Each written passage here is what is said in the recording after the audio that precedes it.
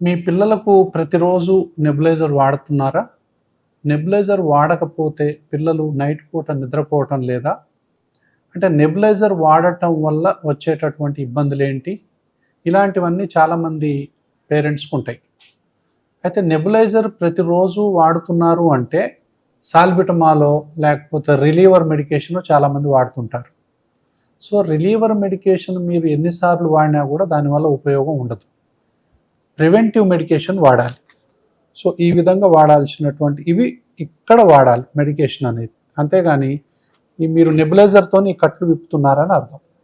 కాబట్టి ప్రివెంటర్ మెడికేషన్‌కి నెబులైజరే వాడాల్సిన అవసరం లేదు. స్పేసర్ ద్వారా కరెక్ట్‌గా ఇన్‌హేలర్స్ పిల్లలకు వాళ్ళ వయసుకు తగ్గట్టుగా దొరుకుతాయి.